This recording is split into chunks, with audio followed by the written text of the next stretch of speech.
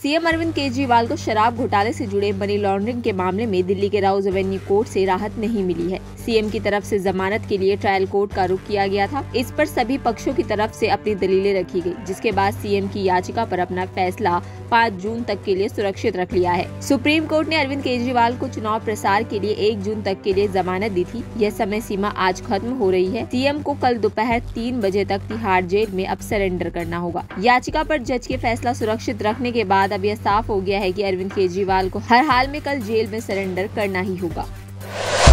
जयपुर में शनिवार 1 जून को बीजेपी प्रदेश मीडिया संयोजक प्रमोद वशिष्ठ के नेतृत्व में मीडिया विभाग की ओर से सेवा ही संगठन सामाजिक सरोकार के तहत टोंक रोड स्थित जयपुरिया अस्पताल के सामने आमजन की सेवा शीतल पेय पिलाया गया। बीजेपी के सामाजिक सरोकार अभियान के तहत बीजेपी प्रदेश अध्यक्ष सीपी जोशी ने कार्यक्रम का शुभारंभ करते हुए राहगीरों को शीतल पेय पिलाया। बीजेपी प्रदेश अध्यक्ष सीपी जोशी ने आमजन से जन सेवा की अपील करते हुए कहा कि प्रदेश में भीषण गर्मी से जनता त्रस्त है।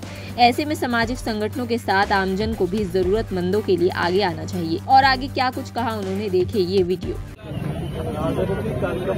बातचीत नहीं, रचनात्मक काम और सेवा के काम भी लगातार करती है और हम सब लोगों ने देखा है कि चाहे कोरोना महामारी हो, उसमें भी भारतीय जनता पार्टी ने बहुत ही बृहद स्तर पर सेवा के काम किए थे और न सिर्फ प्रदेश में कहीं भी, इसके अलावा भी चाहे रक्तदान हो, चाहे वृक्षारोपण हो, चाहे सेवा के काम हो, सेवा के कार्य हो, लगातार इस दिशा में काम कर रहे हैं। अभी सेवा ही संगठन के माध्यम से पूरे प्रदेश में पार्टी के कार्यकर्ता, जनप्रतिनिधि वहाँ शीतल पेय पिलाने के साथ ही अलग अलग क्षेत्रों में परिचय बांधने से लेकर अनेक सेवा के कार्य में जुटे हैं।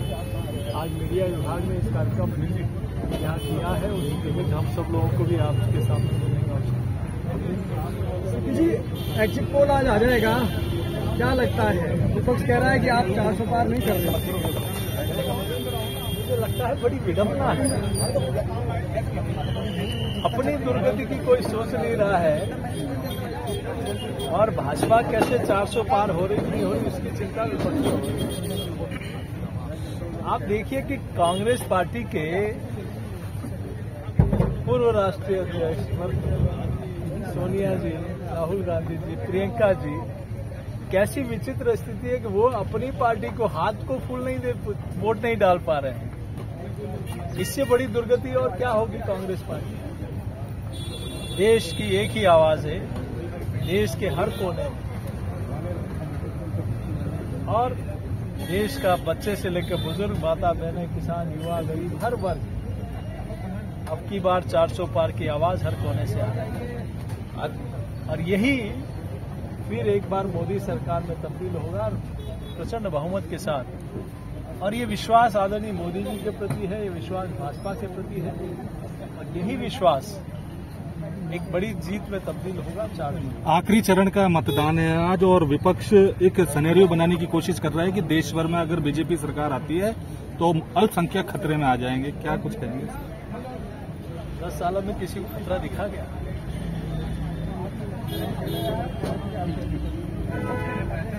लेकिन वो जो तुष्टीकरण की राजनीति करते हैं,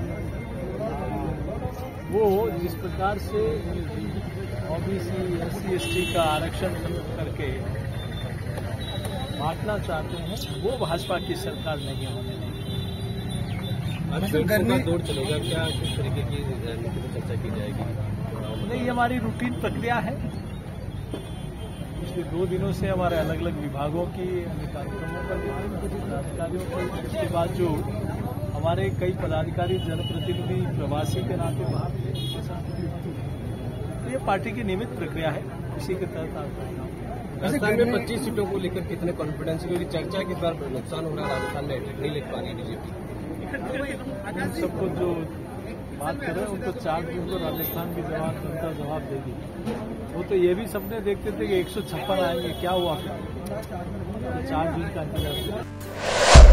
दुनिया के टॉप अरबपतियों की लिस्ट में शनिवार 1 जून को बड़ा फेरबदल हुआ है। ये चेंज इसमें शामिल इंडियन बिलियनियर्स की रैंकिंग में देखने को मिला है। ब्लूमबर्ग बिलियनियर्स इंडेक्स के मुताबिक अडानी ग्रुप के चेयरमैन गौतम अडानी की नेटवर्थ के मामले में रिलायंस इंडस्ट्री के चेयरमैन मुकेश अंबानी को पीछे छोड़ दिया है। शेयर बाजार में लिस्टेड अडानी की कंपनियों के शेयरों में बीते कुछ दिनों में आए जोरदार उछाल के चलते उनकी संपत्ति में जोरदार उछाल आया है और वह एशिया के सबसे अमीर इंसान बन गए हैं।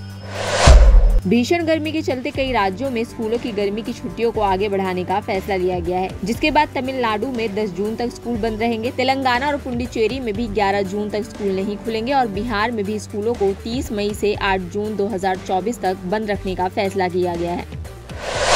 आज देश में जारी लोकसभा चुनाव के अंतिम चरण की वोटिंग हुई और आने वाली 4 जून को इलेक्शन रिजल्ट आने वाले हैं। लेकिन चुनावी नतीजों के आने से पहले ही महंगाई के मोर्चे पर एक बड़ी राहत मिली है। 1 जून 2024 से देश में LPG सिलेंडर सस्ता हो गया है। ऑयल मार्केटिंग कंपनियों ने कमर्शियल गैस सिलेंडर की कीमतों में एक बार फिर बड़ी कटौती की है। IOCL की वेबसाइट के मुताबिक 19 किलोग्राम वाले LPG सिलेंडर के दाम में संशोधन कर इन्हें घटा दिया गया है। इसी तरह देश दुनिया की तमाम जानकारी के लिए आप बने रहिए द फ्रीडम न्यूज के साथ।